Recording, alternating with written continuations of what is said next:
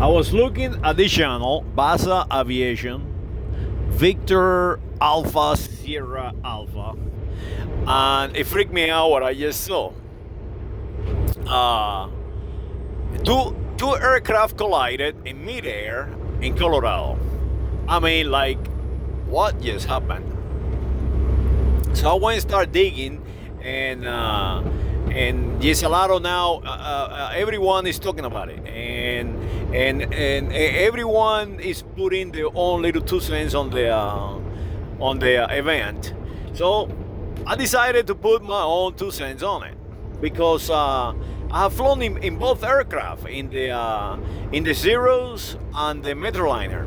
Now I can say this: both time I never was the pilot in command in neither of the two.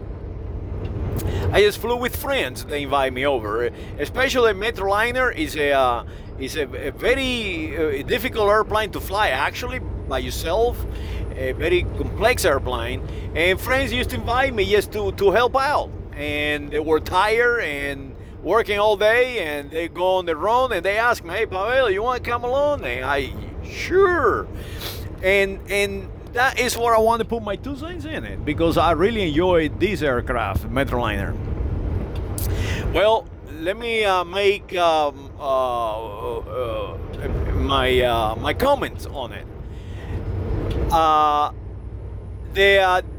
These two aircraft were being advised by air traffic control. The controllers were talking to them, both of them, and the controllers were issuing advisors to them. You know, they were calling out traffic and distance. I mean, you can hear the controllers on Basa Aviation channel clearly doing their jobs. Now, in aviation, people do not rationalize; they analyze data, and that is what keep people alive on aviation. And the data is the following. There is rules the aviators follow, and these rules are for a reason, and the reason is to keep everyone on a cohesive timing space, and it worked perfectly like it should. The failure is actually a human failure, the biology, you know, the way we see, and that is what I wanted to talk about. Let me present the situation. The situation is the Metroliner. It belongs to a Kylime airliner. They were coming for a landing, and when you come for a landing, you align yourself with the runway. And you start descending in about, I don't know, 3 degrees angle onto this runway. So you're coming downhill. You're coming downhill. Now, does not mean that the airplane, the nose of that airplane, is pointing down. No, it means that the whole aircraft is coming downhill.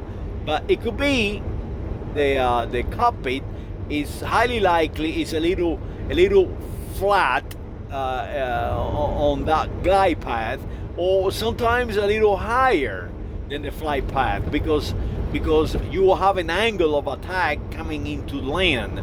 So the visibility at that point is very difficult from a single pilot on a Metroliner. A Metroliner is a very weird cockpit. It's long and narrow.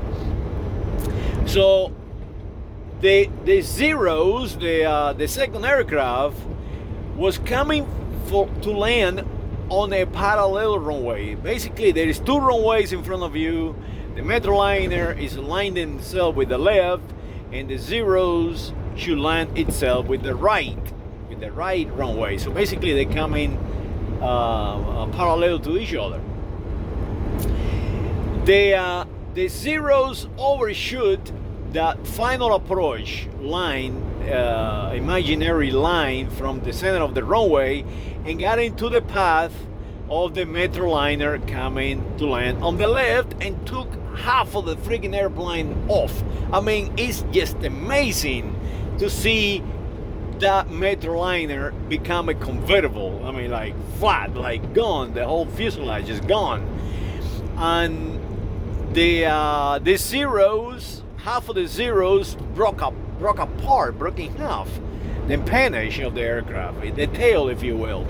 So, who is at fault? Is now the question. You know, what happened? You know, what is happened? Why two perfectly flying aircraft with two capable pilots, with the controllers issuing commands and advice, hit each other in midair? Well, the problem is visuals, the eyeball of the human, and how we humans, you know, operate. You know, our biology is not designed to be at this kind of speeds, so we fail to deal with that. Now, rule makers make the rules. If you come from the right, you got the right of way. So I mean, if I'm flying now into a runway and there is a traffic coming from my right, they have the right of way. I have to move, I have to yield.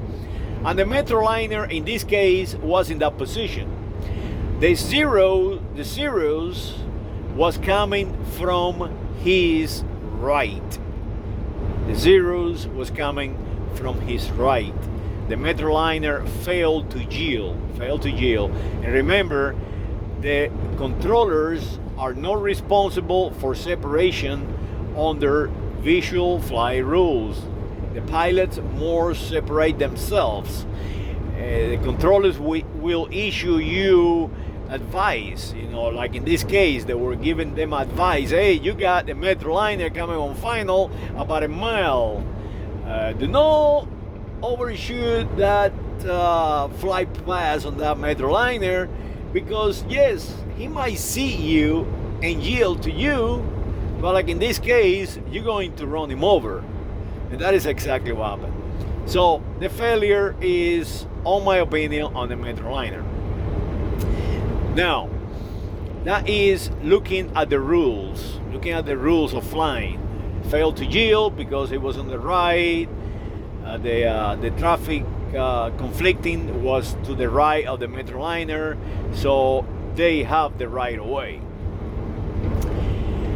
That is the rules. That's what the rules say.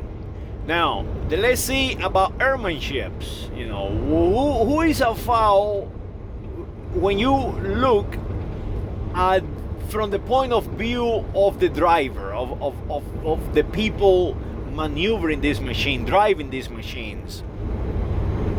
Well, that is 100% on the Zeros.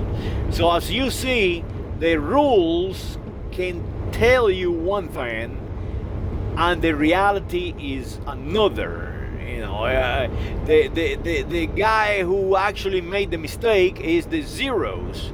The Zeros overshot his final approach. That is bad airmanship. The guy cannot fly an airplane.